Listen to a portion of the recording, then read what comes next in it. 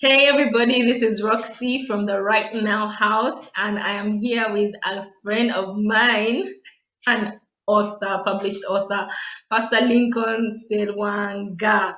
So good to have you, Pastor Lincoln. So good to see you. It's good. It's good to connect back with you, Roxy. I feel like I haven't seen you in like a year since the lockdown 101, and You now. see? Yes. Hopefully things will thaw out and we'll be able to see each other physically one of these days. Yeah, sure. Yeah. So Pastor Lincoln, I thought we'd jump right into it. Yes. One of the reasons that I asked you to come on is Mm. because I had so much fun working with you last year as you were writing your book, Seven Keys. Such fun. And also because you are one of the first authors I worked with in terms of having like a mastermind, a programmed way in helping um, authors to publish their books. Mm. Actually, Pastor Lincoln, from our conversations and our working together, I added a session into the mastermind where I was just talking to authors about validation and the inner work of writing a book. So yeah, you're in history as the person. Yeah, I hope I was the first to publish because that would make me more of a celebrity in your. You definitely were, actually. You definitely were. You pushed through. So, the reason I wanted you to come on is there's so many ministers. You're a minister, and there's so many ministers who, well, we do a lot of speaking, week in, week out. Some of the people even daily, but Yeah. not so many are writing or putting their books out there. So I thought, as a minister, Yes. a veteran minister, you could come on and just share a little bit about your journey. Why did you decide to write the book? What helped you the most during, the mastermind and everything?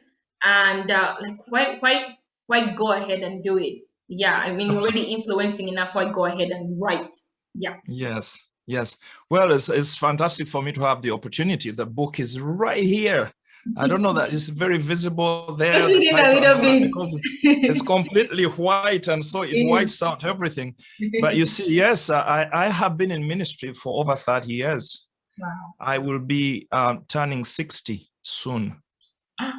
And that's big. Now, what's a 60-year-old doing consulting this? I'm going to guess your age, but I don't, ladies' ages shouldn't be discussed. But you see, it doesn't matter how old you are. It doesn't matter how long you've been at this.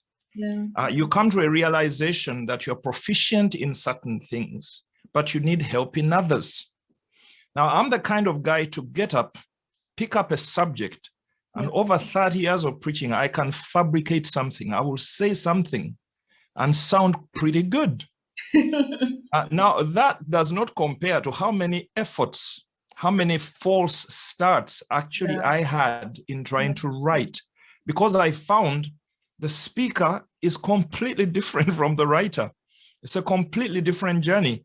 But you keep saying to yourself as a minister, this is my trade, this is my world, I can do this. And then you sit down and you find that you are caught up in a mess that you can't disentangle yourself out of, because I think we need to understand the need to find help and support in stepping into new fields of expression in the very area of being stewards of the word of God.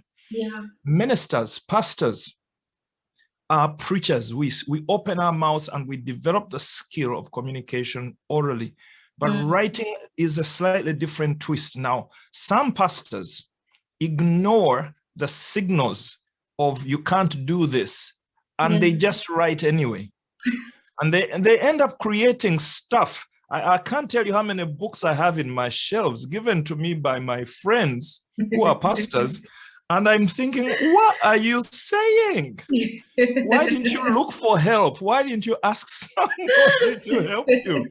Because you don't have to know everything. So I want to thank God for your input, because I'm trying to even remember who told me about you. Jesus, I do not remember.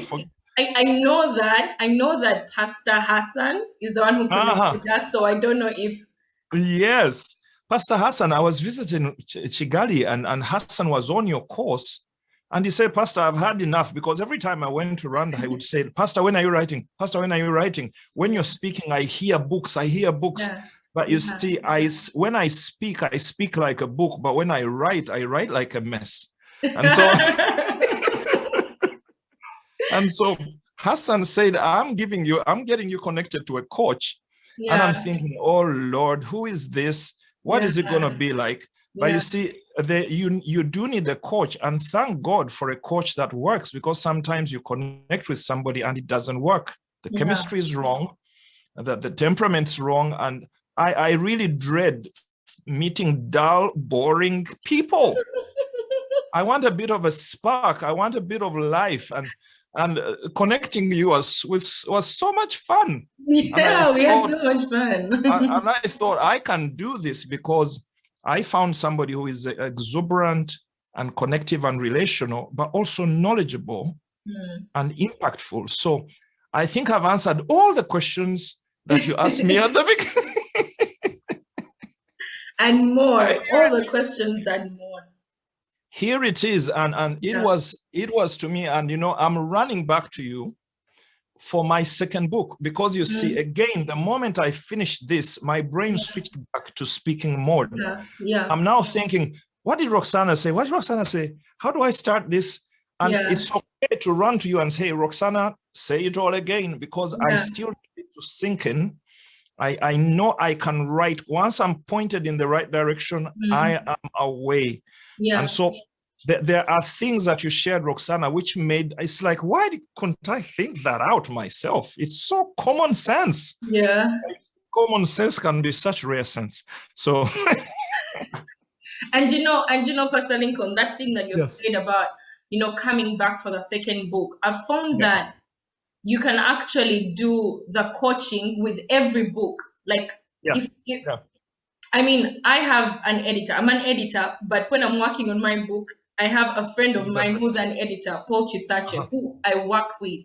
And it's not shame. It's not a bad thing to have someone to help you through it. It's called humility. Yeah.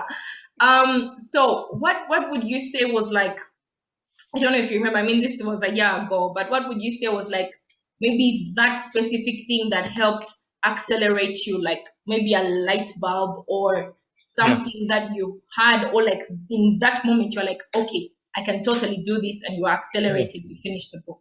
Yeah, I'll tell you what, for me, I always look back to that, and that I feel has actually helped me create a couple of scripts skeletally. What you said to me that I thought was a game changer was the writing of an outline. So that I can see the whole thing, because the way that I am, I'm very spontaneous. I just go with the flow, and whatever structure emerges with the flow, we'll go with that. Now, I wrote 7 Keys a couple of times. I preached this message for most of the last 20 years. Yeah. It's an old message. Yeah. So I knew the sinews of it. I knew the structure of it. And every time it came out differently, audience adaptation and all that kind of stuff. And that was the problem. That was the blessing and the problem, because I just felt I know this stuff. And so I sit at my computer and I'm away. But in the end, you feel like, no, it's not just about whether you know the sinews of it. How is it best structured so that the journey is more comprehensible? And so you sending me back, I remember I actually sent you a script and said, here it is, Roxana, it's ready for editing and all that kind of stuff. And you kept pushing me back to structure. Yeah.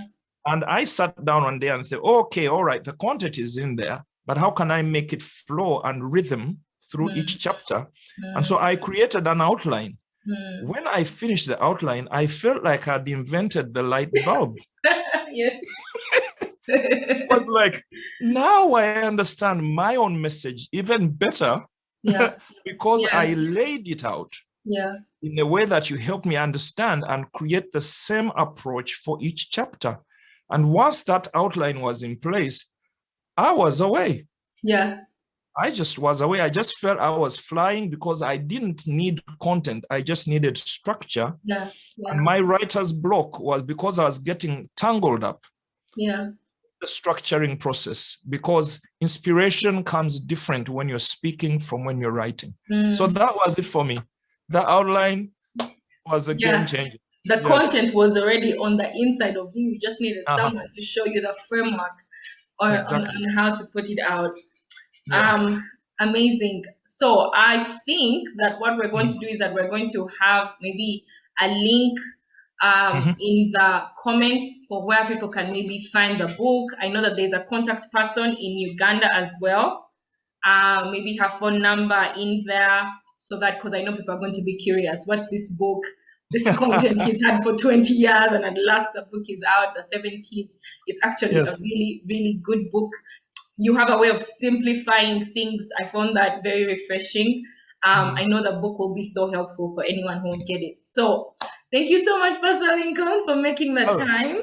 It's a pleasure. Yes, there are just a few of these out there, because you see, it's a whole thing. Writing a book is another marketing. Exactly. And again, that's why it's important to connect to a house like WriteNow House, because there you can network beyond producing the work. You need to enter a world and learn so many more lessons, including marketing and exposing yourself to the reading community in your country. So, we'll probably connect that and see how many are left. I'm not too sure how many are left. I need to send another box when we can. Yes. Uganda. Thank you. We should put the book on Amazon as well, so that people can just get it off Kindle. It actually is on Amazon. It is on .co.uk and .com. Okay. It can be downloaded as an ebook. The difficulty with printing it, by the time it is shipped, the shipping. So it's maybe the Ugandans will do Kindle mostly. Yeah, the ebook is up there, so you guys can reach it. Great. Okay. Thank you so much, Pastor Lincoln. I appreciate you. Thank you for making the time for me. Looking forward to book number 2. Please watch out. I'm coming. Great.